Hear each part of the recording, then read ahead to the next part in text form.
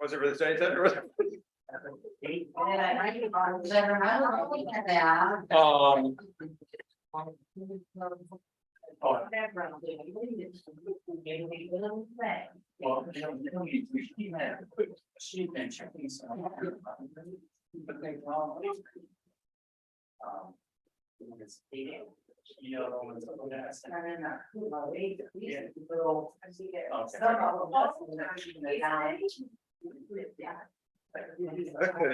The Zoom webinar in the corner. Yeah, meeting info. Yeah, click on the one you're deciding. The green button. Oh, 513. Yeah, that's what you saw. Okay. I remember looking at that specifically, like, oh, that's wrong. That's what I got. He said that it's that 8 times, so. Okay, folks, we have everybody here.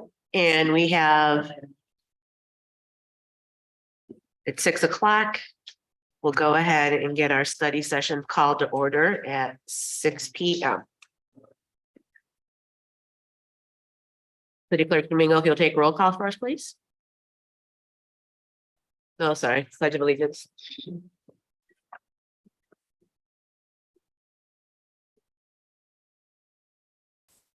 Allegiance to the flag of the United States of America, and to the republic for which it stands, one nation, under God, indivisible, with liberty and justice for all.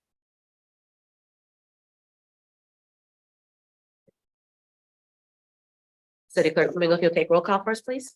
Councilmember Williams. Jackson. Here. Lawler. David. Here. Brent. And Mayor. Here. So we are called in for the study session. We did a presentation on cameras that would go up in certain areas of our community. Chief Kip, are you giving the presentation? Oh, okay. I don't see it.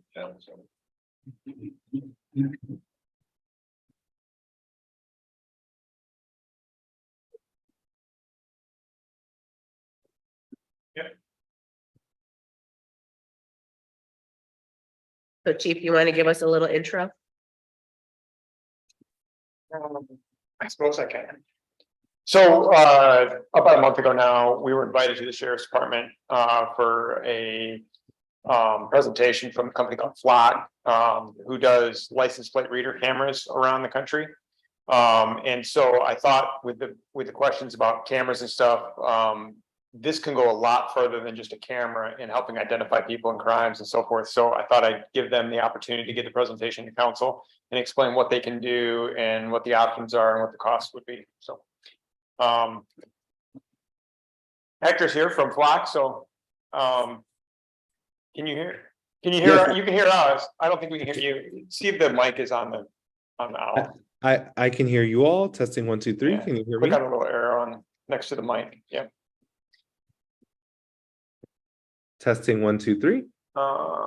Testing 1 2 No, 3. I take that back. I'm sorry. The sound, the speaker should be the second one, the one that's not checked. No, down, right there. Next one down. You just had the Right bottom there. sound. Click that one. Testing 1 2 3. Testing 1 2 No, I think that that's fair. The sound, the speaker should be. Is the YouTube muted? Yeah. Click on the YouTube and. Next one. You just had the bottom sound. Next one. Good.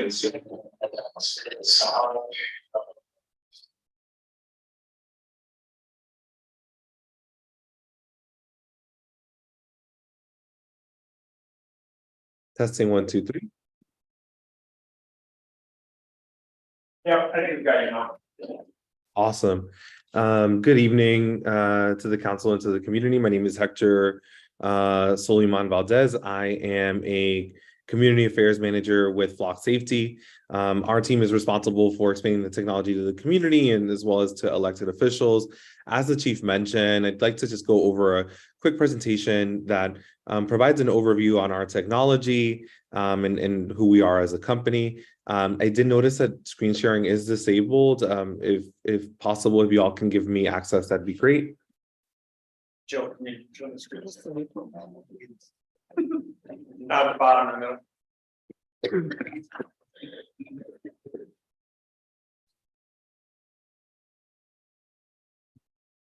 And I do appreciate you all allowing us to zoom in today.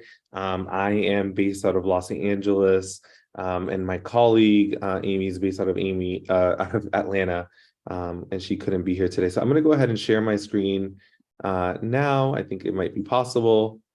Going ahead and sharing my screen. Can you all see? No. See Zoom. Oh, it stopped here. Yeah. Okay. All right, that's right. Go ahead. Okay, perfect. There we go. Awesome. All righty. Well, let me go ahead and get started with a little bit of background on Flock Safety. We are an Atlanta, Georgia-based company. We were founded in 2017 when our CEO and his neighbors were victims of multiple crimes. Our CEO's home was broken into. Folks in his neighborhoods were having their cars broken into, as well as their homes as well. And just like many folks that you all know, or many of you, they had Ring cameras, other kind of surveillance footage, and they provided that to local law enforcement with the hopes that their crimes would be solved. Unfortunately, what he found out was that although these were great pieces of evidence, great footage, they did not provide police with what they needed, which was a license plate. A license plate is what over and over police were saying to him is what they needed to kind of commence that investigation and really connect the dots as to who the perpetrators may have been. So he started to do some research on license plate reading cameras, and he found out several things. The first thing is that the cameras or this technology had been around since the 70s, so it's been around for quite a while. The second thing he found out is that it was extremely expensive, right? So he's starting to think of a solution really that his neighborhood can help law enforcement with. And he noticed it was tens of thousands of dollars. Cities would have to purchase the equipment that would many times go obsolete. And then he also realized, or through his investigations, that many of these companies would sell the data that they captured, right? So to tow truck companies, et cetera. And so he decided to build a software as a service type company. And that's where Flock has come around. Our cameras are $3,000 per year, but they provide police with the needed evidence, right? A license plate plus the vehicle fingerprint. And then we will never sell or share the data, right? And so that's something that really was a paradigm shift in allowing your city staff to focus on their individual duties, not necessarily on upkeeping of these cameras, and then law enforcement on solving crime. So that's a little bit of background on Flock. I wanted to dive into the technology itself. And on the top right-hand corner is an image that's illustrative of what your police department would be receiving.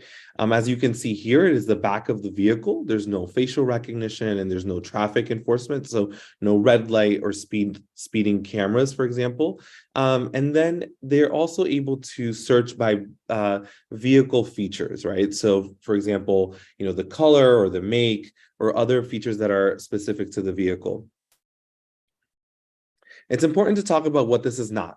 It's not tied to personal identifiable information. So within Flock Safety, there's no DMV records or anything associating this vehicle to a person. This is an investigative lead that your department then uses to start their investigations. Our data is not stored beyond 30 days. It's automatically deleted at that point. It's really important to talk about this feature here because what it does is that it allows your police department to be able to investigate crimes, even if they're not reported right away, right? Many times folks are on vacation or they just don't notice a crime that occurs right away. So this allows police and police officers enough time to investigate the crime, but not long-term retention of data, therefore protecting privacy. There's three different aspects to this technology. The first part is that it's proactive and that your police department will be receiving real-time alerts within 20 seconds when a vehicle is seen in your community that is on a wanted list, right? So stolen vehicle, et cetera. It's also an investigative tool, right? So as I mentioned before, in our founding story is really, providing that evidence so that police can then start that investigation. And then these cameras also serve as a deterrent. These cameras are located throughout your state. And then mitigating for risk, right? So I want to talk about how we protect privacy at Flock. As I mentioned earlier, all of the footage is owned by the city and will never be sold or shared by Flock. Only your police department can share within the system with other law enforcement agencies for legal law enforcement purposes. All of the data is stored in AWS cloud and it's end-to-end encrypted. There's a search reason required for an audit trail.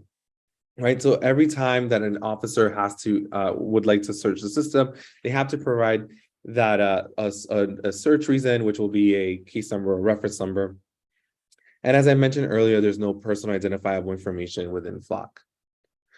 Flock also has a unique transparency portal, which allows your police department to create a web page that we will create a web page for them, I should say, which they can put on their social media or your city website and show residents who they're sharing this information with, what their policy is, and some other general data points on the LPR program. Here are a couple of cities that are using Flock in Michigan. This is not an exhaustive list, but just so you all have an idea. And then I also want to highlight some of the ways that we are helping solve crime in Michigan already. In this case here, Dearborn Police received a Flock alert for a vehicle associated with a missing and endangered person out of Tennessee. Officers then identified the vehicle and attempted a traffic stop, but the driver fled, then crashed the vehicle. There was an exchange of gunfire, and there was a deceased person transported to the hospital. But in searching the trunk, there was a body of that missing individual who had been reported missing after dropping off her 6-year-old. So in this case, it was an unfortunate situation. However, Flock being able to work, across jurisdictions was able to bring that family some relief in finding, her body before it was disposed of. And also want to highlight this kidnapping suspect arrested in Kalamazoo. Police located a kidnapped infant within 25 minutes. Thanks to our technology, a woman told police she was assaulted by a 22-year-old suspect who took off with her three-month-old child. The suspect's vehicle appeared on Flock LPR, within a couple of minutes, as you see here, and then they were able to arrest that person. And then Akron using Flock to find a missing woman.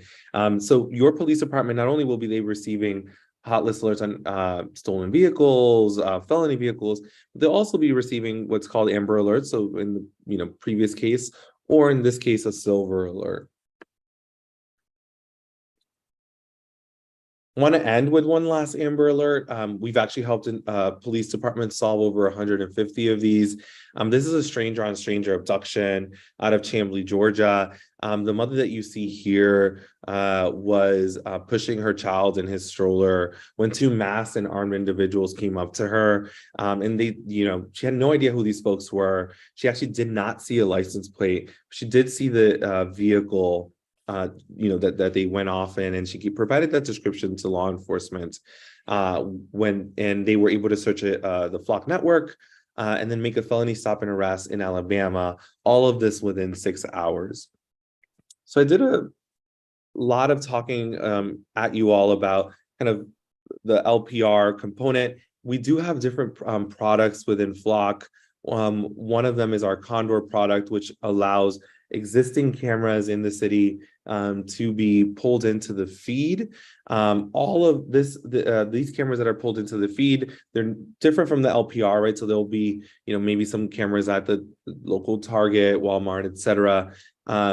That police will be able to use for proactive monitoring. But all of those cameras also will require, a username and other search criterias similar to the LPR. So did want to quickly highlight that at the end of this presentation, and also answer any questions that you may have on the LPR aspect.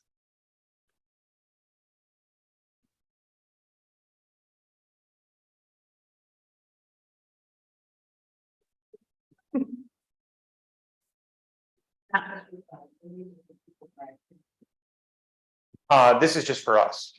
Yep. The data would be only available to the law enforcement. And so in setting up the system, when you think about what we're trying to catch and try to stop, the best way to do this is to put an envelope around the city, basically, so you can't leave or come into the city without one of these cameras catching you. There are 9 entry points to the city. So in order to do that, we would have to have 18 cameras. So at $3,000 a piece, you're talking roughly $54,000 a year to have these cameras installed in a way that would not allow anybody to come into the city or leave the city without them. Now, there is the option of just putting a camera either facing in or facing out, but there's negatives to that, such as if a crime happens in the city and somebody flees the city as a result, let's say they steal your car, if the camera's facing in, we wouldn't know where the car went out. On the other hand, if the camera's facing in and a stolen car comes into the city, we could send officers to go intercept the stolen car at that point. And so, and then you have the situation where the cameras are facing out, we get people leaving town, but then when the stolen car comes in the city, we don't catch them because they're not going to see it till they leave, and it's too late. We can't go chase them down at that point.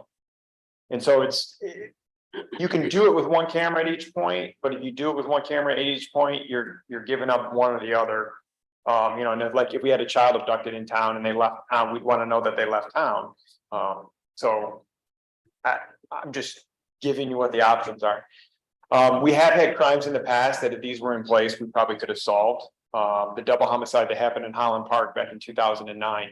We had video of that car leaving the city that we thought the suspect was in from the gas station, but that was just a picture of the car. It didn't prove it was that car. If we would have had these, we would have had the license plate that would have proven whose car it was, and then we could have had more to go on and possibly help solve that crime better than we did. The drive-by shooting this year down on Sycamore Street. I've got great video of the 2 cars, but I don't have any license plates to tell you where they came from, where they went. With this system, if we had a camera in and out, we'd have got them coming into town, we'd got the drive-by, we'd got them leaving town, and we would have the license plates, and we had something to go on, other than just 2 cars that there's a lot like that around. So they could go a long ways into solving a lot of crimes. We've had homicides in town where we know for a fact the suspects left town immediately after the homicide. We would have had those license plates on those cars leaving town at that time, which is just another piece of evidence that we could show that they left town immediately after this occurred. Does it prove it? No, but it's another piece of circumstantial evidence that goes to help prove what happened. So there's a huge amount of value in it to me. When I look back at some of the bigger cases that we had, that if these were here, and I'm just like, oh my gosh. Another good example, back in 1996, this is kind of personal to me because it was a friend of mine.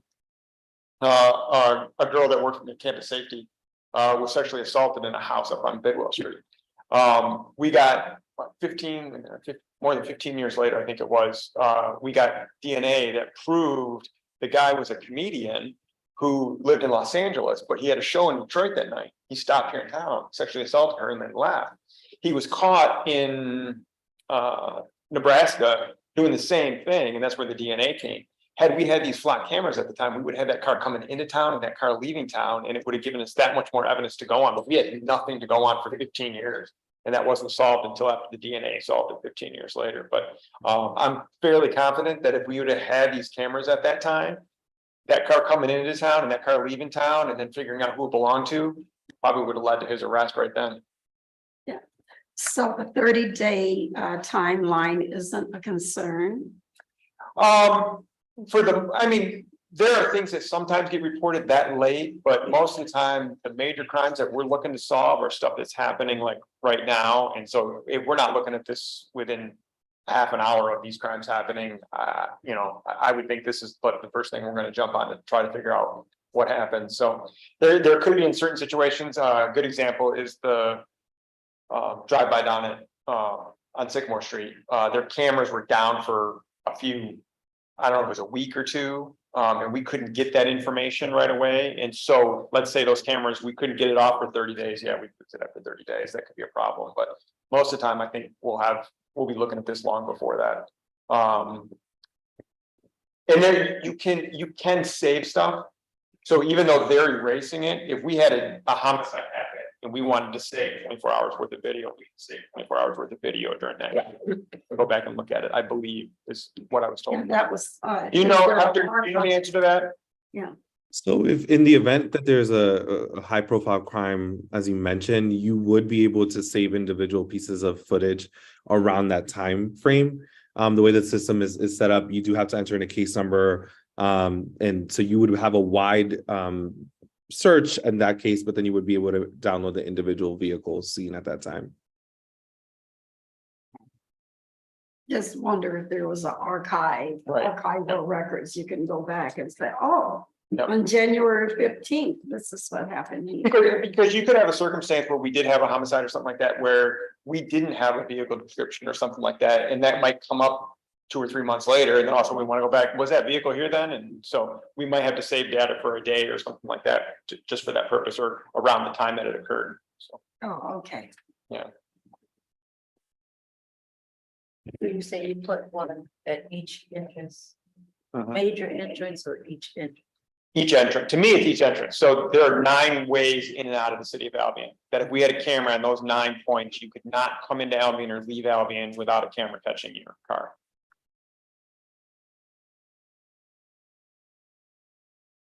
Chief, you said 9 cameras is 54,000 a year. Well, 18 cameras. Oh, 9 18, points, sorry, yeah, 18 is 54. What's your thought on number of cameras with certain areas? So I've given this a lot of thought since we've been discussing this in the presentation. My real answer is if you really want to lock down the city, it's 18 cameras.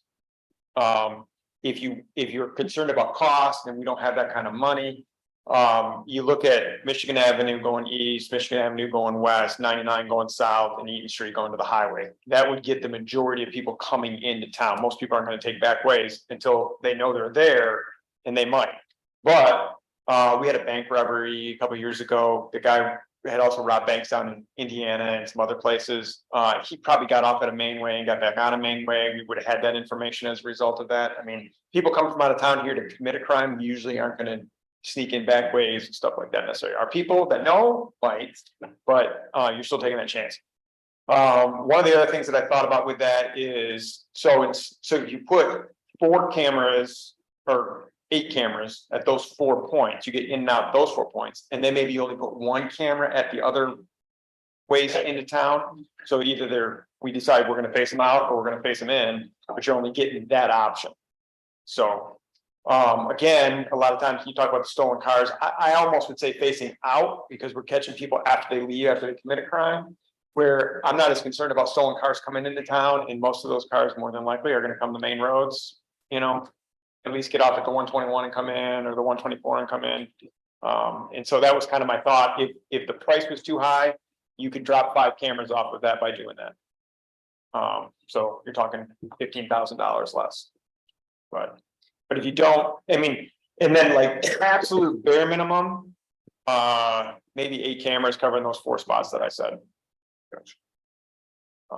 And so then you're talking $24,000 a year at that point. And maybe we start with something simple, or maybe we start with only 4 cameras facing in or out of those locations just to see what happens too.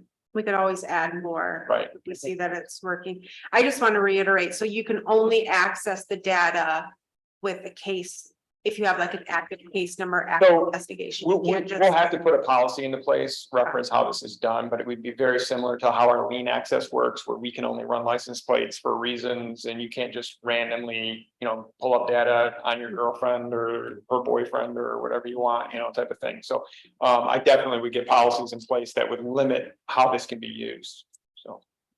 It'd be a little different than lien in the sense that if you do it with lien, it's a crime, where with this it would be a policy violation, so. But you still deal with the issue of an officer doing something they shouldn't be doing. So then who takes responsibility for the camera if it gets damaged by a storm or something? If it's if it's a storm or anything associated, like an act of God, Flock will come out and replace the cameras. If it's vandalism, there's certain fee structure that's really to recoup the cost of sending out a technician to change the cameras or swap out the cameras. So if we go into an agreement, and I'm sorry for my nasal, I'm sick. No worries. If we go into an agreement, is it year to year? Is it a locked time frame? What's the scenario? Our standard contract is a 2-year agreement. There is an ability to exit out after the first year as well, but our standard contract is 2 years. There's also a 60-day out too, correct? There's a 60-day out. At the end of the year, there's an exit clause as well. And then but the standard contract is 2 years. What about adding more? So if you get, like you said, 8 this time, and then maybe next year out of the next budget, Yep. you want to get more, is there a discount? No, I don't, their standard rate is $30 a camera, or $3,000 a camera. And Just yeah, we checking. tried that too, because we've been talking with the sheriff about this. So I did not know this until recently. When we had the city truck stolen, and we recovered it in Jackson, the Blackman Township officers that were there, were saying they didn't get a hit on it. I was like, what? And they actually have flock cameras at Airport Road. And they were surprised that it didn't show up coming into Blackman Township when it ended up at McDonald's over there. That was the first I knew that they had them. I believe Jackson County has 26 of these cameras in place right now. I know Sheriff Hinckley's talking about putting cameras in place. I know the state police are putting cameras in place in places. And so the network, once we're involved with this, we have access to that as well. So if your car gets stolen and it ends up in Jackson County, it will tell us that it's over there, along with telling them that it's over there, so that we would have that information and be able to help recover stolen vehicles and things like that. Same with a child abduction. Once we put that information in our system, every flock camera that's available is looking for it at that point. And so when it hits it, we know where they're at, where they're going, type of thing. So the more cameras that are out there, the better police have a chance to solving crime. And flock kind of has a monopoly on this a little bit, because if you don't, all the cameras aren't working together. So if we went with a different system, we may not get the same results and so forth, because we don't have access to the other cameras that we get access to. It's not just our own. Do we have any funding? Can we invite grants and get funding? I was. Something in my. Well, she's saying grant, that's what I'm asking.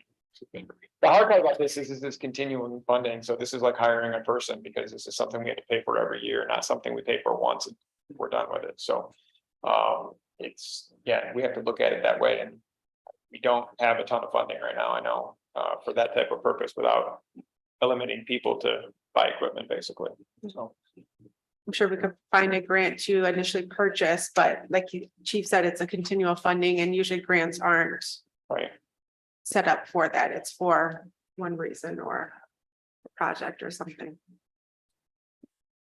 So this tonight was basically the presentation on this, so you were gonna have it. I'm sure we can get the presentation sent to us so that you can have a copy of that. There's nothing, I believe, on the agenda tonight to discuss this, but it could be added to the next agenda if we wanted to look at maybe going forward with this. I do think this is one of the best options we could do when it comes to cameras and solving crime. It just gives us that little piece of evidence that we don't currently have. We have lots of cameras, but nothing to prove what those vehicles belong to. So it could be very helpful and a big crime deterrent for us possibly, but it is also a lot of money, I know. So But Okay. if you're interested in moving further with this, we got to put it on for discussion or approval in the next meeting. Well, we can do that. That sounds good to me. I don't know about everybody else, but yes. Oh. Let's start. Any other questions for Hector, or do you have anything else for them? No, I do not, unless you all have any questions.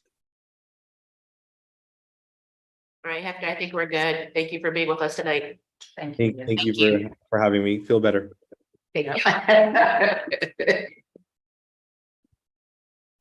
All right, now we have time to go over the agenda items that we have before us. This is to approve resolution 2023-23. Resolution to approve project agreement for the MDNR. Manager, give us some information on this, please. Yes, thank you, Mayor. So council, as you are aware, we received a grant through the MDNR, Michigan Natural Resources Trust Fund, for the Albion River Trail Expansion 3 project. So we were awarded $300,000 with a local match contribution of $188,500 for total project cost of $488,500. So we received the formal project agreement from the MDNR. The attorney's office has reviewed it, so we are just bringing this forward for approval so we can keep this project moving forward. This will not go or be constructed until 2025.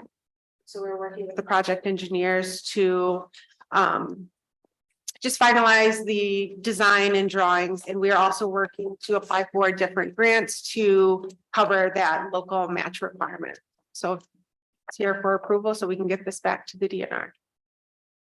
Any questions for us? Any vendors? Quick question.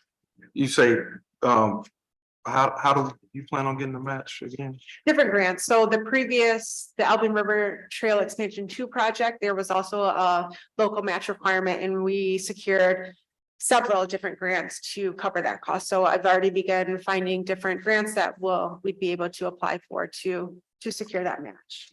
But then this would also be an eligible use for our county parks millage. We do get that every year. When we first applied, we did pinpoint that we will use some of those dollars towards the local match, but we'll also be applying for other grants.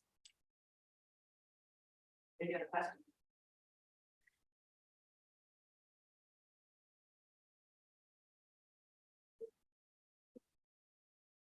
Next is to approve resolution 824. To approve the local match for FEMA assistance for the firefighters. I can cover this. So I announced at the last meeting that we were awarded a grant through FEMA's Assistance to Firefighters grant program for self-contained breathing apparatus equipment. I know Chief Kip has been working to secure funding to purchase this for several years now, so we are very happy with this thing through.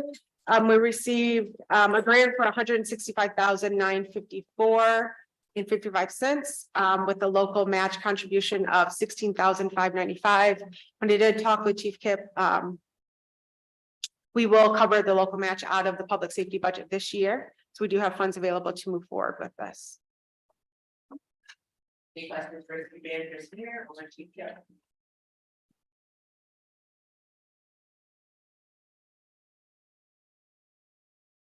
Next is to approve the Victory Park playground critical repairs. Yes, thank you, Mayor. So I know I sent out a communication to council a few months ago where we had an incident regarding a panel of the Victory Park playground falling on a 3-year-old child when they're out playing. We're to a point where that playground structure, yes, it's lovely, but it's reached its end of life. It is 20 years old now. And a lot of companies, they're moving away from the wood material. So we are working to secure grant funding to fully replace that playground structure. But right now we need to do something because right now it's a safety hazard. So we've solicited different construction companies to provide us with a quote. So when that equipment was put in, there was a fund established through the community foundation, the Victory for Victory for Kids Fund, I believe it's called, for maintenance. So there are $7,000 available.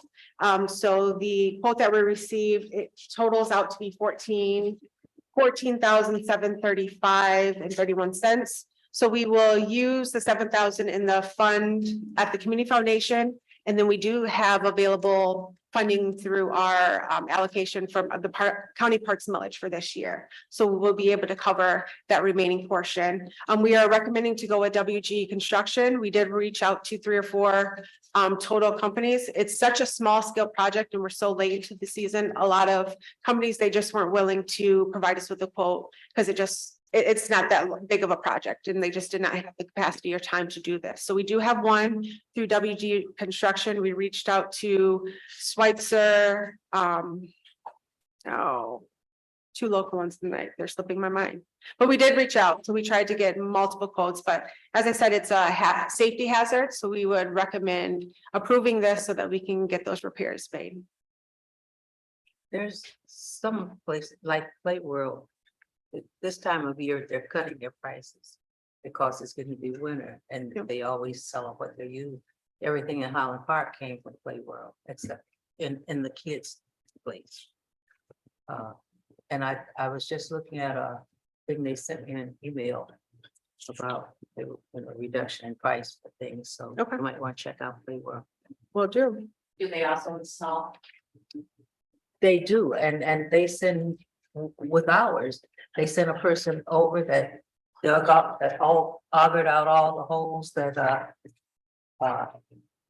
Mayor Domingo was putting pieces in, and yeah. So they will send out somebody who will set the site out for you. And then we had a college group and the church group that helped us build it. Any other questions or comments?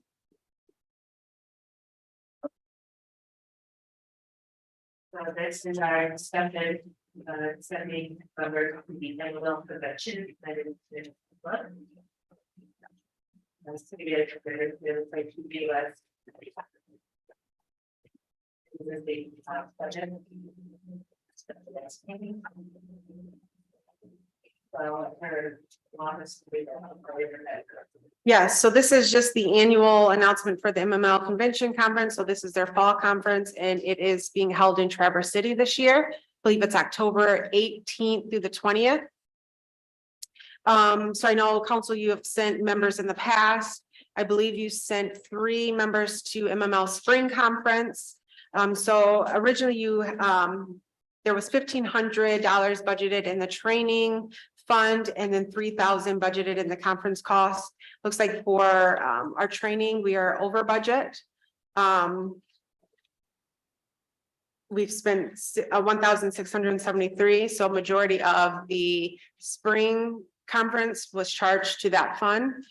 So we'll bring a budget amendment to amend that to make sure it reflects appropriately. And then there was a small amount charged to the conference budget. So we do have, there's $2,905 available.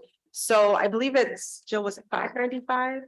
So the early bird registration is $595 a person. It has gone up from last year. I believe it was $525 a person last year. And then we will, obviously you'll need to stay at a hotel in Traverse City. So we will cover that cost and you'll be reimbursed for mileage. So I would recommend sending 2 members. There should be enough available in the conference budget to cover the registration, hotel fare, and then mileage. Where was that, Haley? Say that again. So where's the Traverse City. Pull up to the spring conference. There was one conference that I won. Yep, Councilmember Reed, because you won that drawing at the spring conference, I believe Mayor Pro Tem Jackson and then Councilmember Lawler. And what days were that again? I believe it's October 18th through the 20th.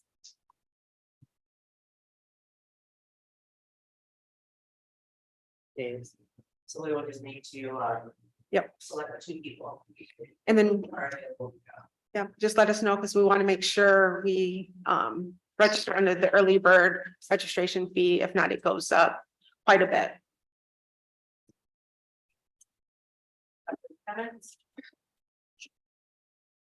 Okay, next is the discussion of approval of the investigation.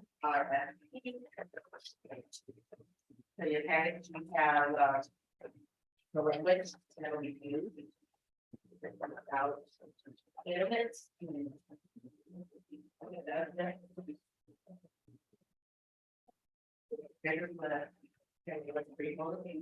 Yeah, I'll let Attorney Harkins weigh in as well. So based off of the motion from the last meeting and the feedback that we received, or the direction that we received from council, an RFP was created to solicit an outside law firm who specializes in HR to perform or conduct this investigation. At the meeting, you guys said to look into the removal of the EDC president or CEO. So that's what we kind of just laid out. The scope of work includes reviewing relevant EDC agendas, minutes, board packets, correspondence between the EDC board members and the former EDC CEO, interview current and former board members, interview the former president/CEO and other EDC staff, review the EDC's bylaws, articles of incorporations, and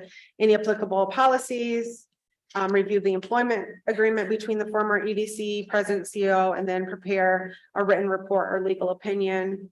Colin, do you want to go over any of the qualifications or add anything else to this? So, I mean, consistent with what the council instructed at the last meeting, the project cost is capped at $10,000 in terms of qualifications. Obviously, we had the standard stuff that, it can't be anybody that's in default of the city, because we can't contract with anybody that's in default of the city. They have to provide us with proof of malpractice insurance. We put in that it should be a licensed attorney in good standing in the state of Michigan, licensed practice law for at least 10 years. With a substantial amount of the practice dedicated to labor law, and must have also previously conducted prior investigations of this type. In terms of a timeline, certainly this is flexible, but I mean, we weren't sure whether or not we were going to get further direction from council, so we tentatively just set it at October 30th with the idea that it would be approved at the first meeting in November, and then obviously the report gets produced consistently with the schedule that we indicated above within 60 days of commencement of the contract. So roughly it'd be done in like January.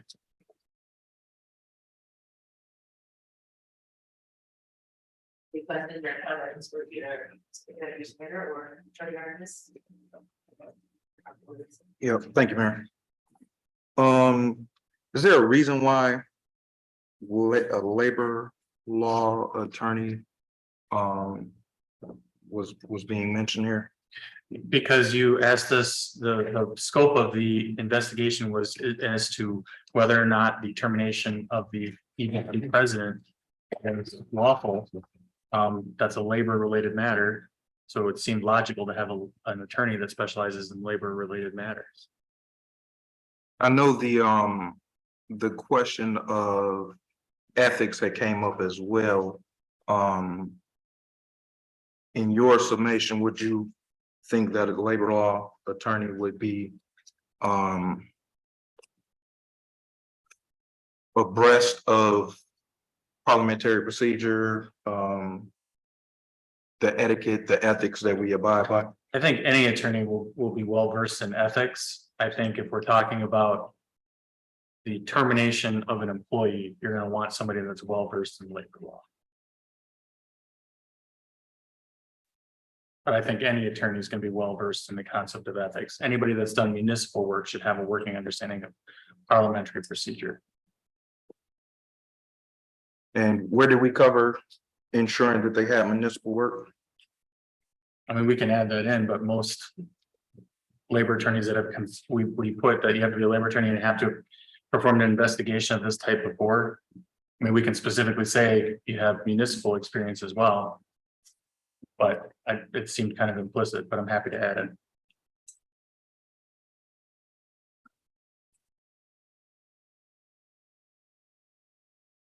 And again, in regards to the board members that were removed, they have no obligation to comply, correct?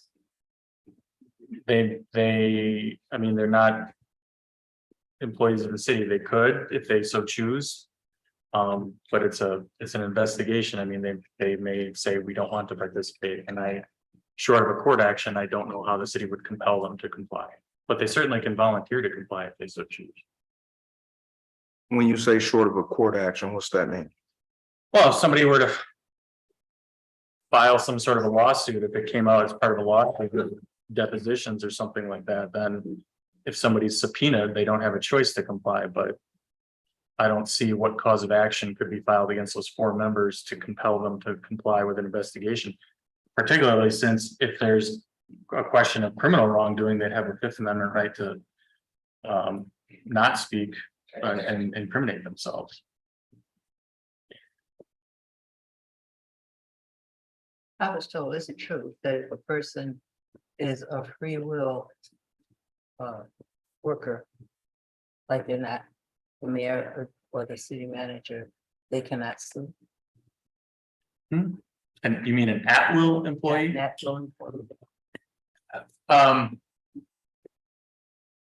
Not necessarily. If someone is an at-will employee and by way of example, were terminated because of their race or their gender or protected status or in violation of another statute, they could sue. So by way of example, you know, obviously there's federal laws that prohibit discrimination based on protected classes.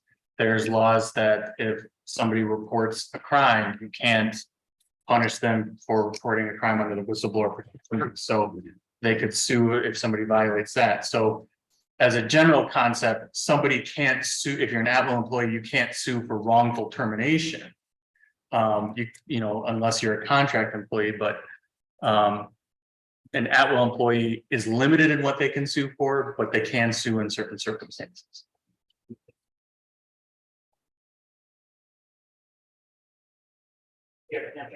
Yes, I mean, due to this information, I did hear the concern that was raised from Council Member Williams. But I know when we spoke to this, I mean, we didn't ask basically, was it determination legal? Because we know at will is legal here. My thing is, was it ethical? So I just want to make sure this verbiage is correct on what we're asking, because I don't think we did ask you guys to go forth and do something for us. But I don't think these are the right parameters that need to go for this investigation. We might need to change some verbiage in here to make sure we're getting what we need done when they go for this investigation. So if we need to sit down and do some discussion behind closed doors or with you guys, it's fine with me. I mean, because if they're gonna put me out like this and no one's taking up for me, we need to make sure this is taken care of correctly. Because we already know it's legal, it's at will, but is it ethical what happened? So I just want to make sure that that is inside of whatever this FRP is. And then also what Donovan just spoke of, because I was like, whoa, he brought on the same page of the questions I wanted to ask. Go ahead. So I'm happy to add language that they have municipal experience. I'm happy to add that part of the investigation has an ethical aspect to it. As I said, I think any attorney can evaluate whether or not something's ethical. You know, the direction that council gave us was, you know, and I'm just paraphrasing, was you wanted an RFP into investigation into the termination of the CEO of the EDC. When we're talking about the termination of an employee, the best person to evaluate that would be a labor experienced attorney. So that's why we went with that. You know, like I said, I'm happy to add other stuff, but Yeah, that's the type of individual that you would want to spearhead something like this. okay. So you can add all that in as well to make sure they're qualified for every angle that we need to go at to make sure we get all the information that we're seeking for. What you say, add on, is what. Exactly, ethical in there as well. Need to make sure they do have M and L. We're not gonna assume that the labor individual knows all this. We want that in there. And to make sure they have some kind of background of all what we need. Cause I know, I'm not gonna say this out here on camera because it's something that we should be talking as a group without this, because we have more than just what you have right there. So, but yeah, we just want to make sure that the individual has the right qualifications to take us where we need to get the answers that we're looking for. I'm happy to add whatever council thinks is appropriate. Okay, all right. Any other questions or comments?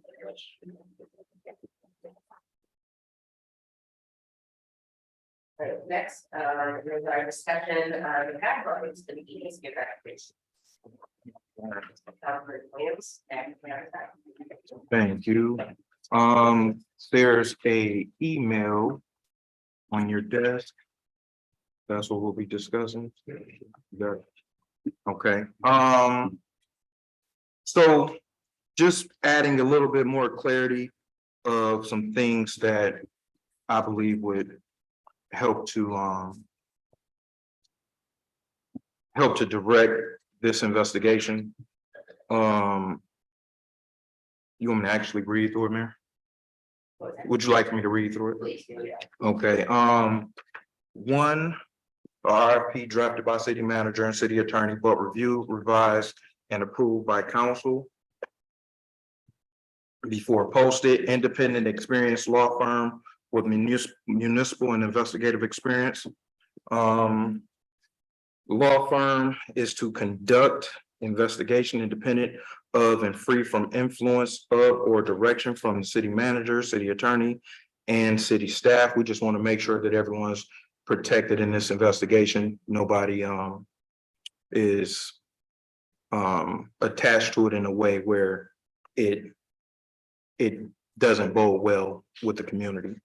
3 council members will serve as liaisons to the investigators, and I mentioned the Mayor Pro Tem Jackson, myself, Councilmember Williams, and an additional member who would like to serve as well. The investigation will focus on 3 areas: potential legal or ethical violations related to the qualification documents and expenditures of Williamson Consulting relative to the bid and hiring process for the AEDC president, potential legal or ethical conflicts surrounding EDC board members, purchase of land in the 425 area, potential legal or ethical violations by the 5 EDC board members who voted to terminate the former EDC president, including their interactions with and actions leading to the termination of the former EDC president. Any questions? Number 4. Contradiction of three, How so? by having 3 liaisons to the investigator.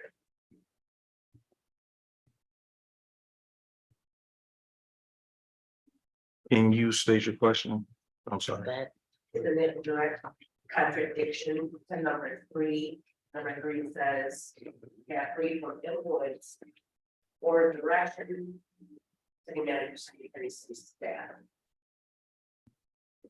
No. Why would it be? We don't sit on those boards. No, but we get a stipend from what we do.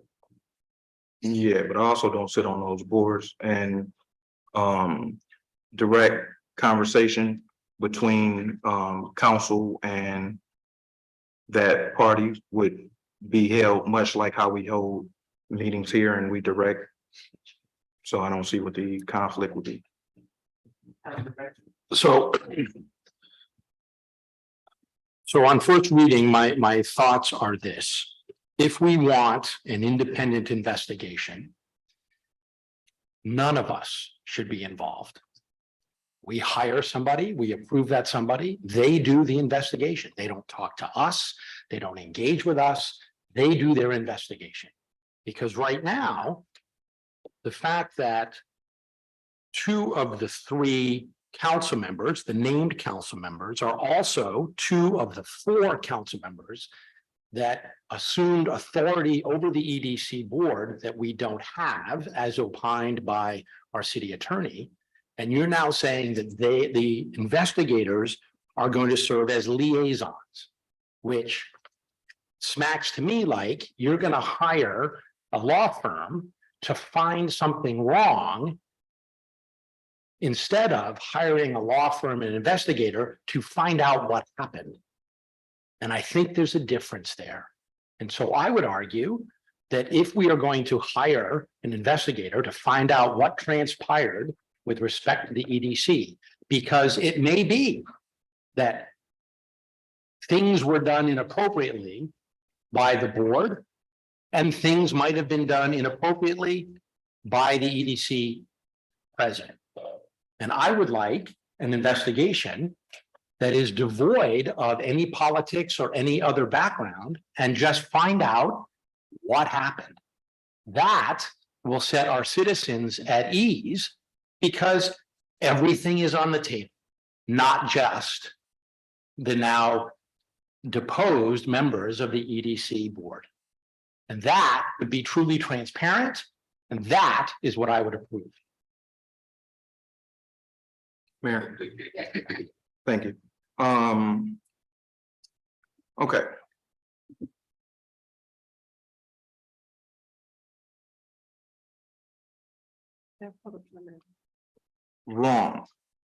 Wrongdoing. What? Wrongdoing. That's what you mentioned, right? Okay. We can definitely discuss more. The regular session, but it's fine, you. Still have to get time for public comment, are you good with that? Sure, why not? I would just like to say, if it was going to be the investigator doing it without any of us concerned, I'd like to see a list of people he talked to. Absolutely. At this time, we'll open up the floor for public comment, if there's anybody in the gallery. Sorry. That would like to stand and address the council. 3 minutes will be given to you. What you need to do is put your name, your address, and 3 minutes is yours. So you remember how to record here.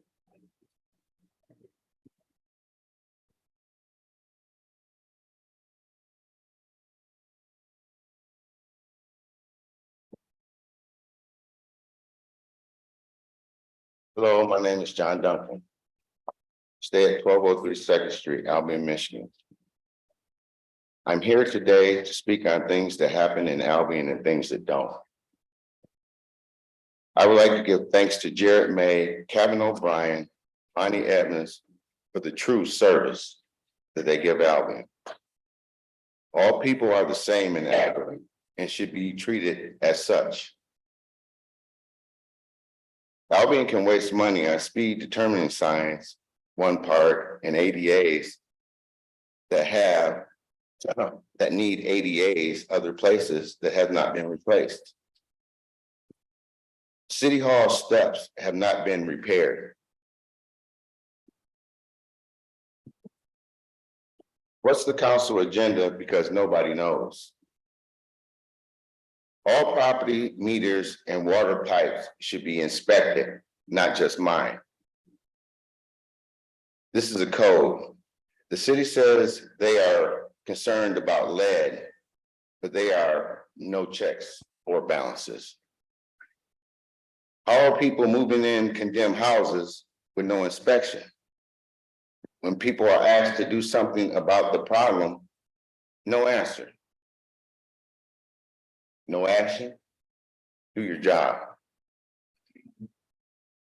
Why do we keep getting sued? Code enforcement need at least 2 more people and a better budget. And city support. I have had a conversation with Cullen about charter rules. I asked if there was a procedure for council answering questions from the public. He said yes, but did not specify a time. Why are we supporting a college that doesn't support the people of this town? Rezoning, tax loopholes, selling property for $1. Why are they giving things that taxpayers can't get? I would like to give a few seconds of my time to reflect what we the people say.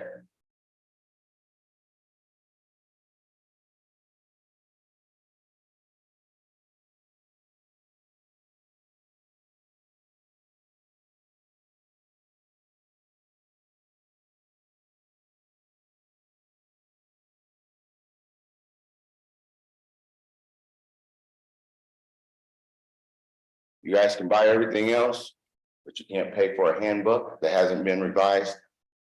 Find out what's important. Albion people are.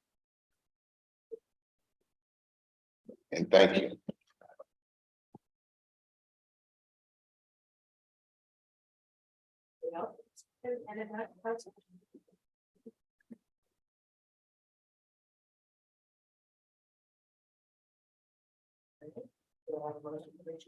So move.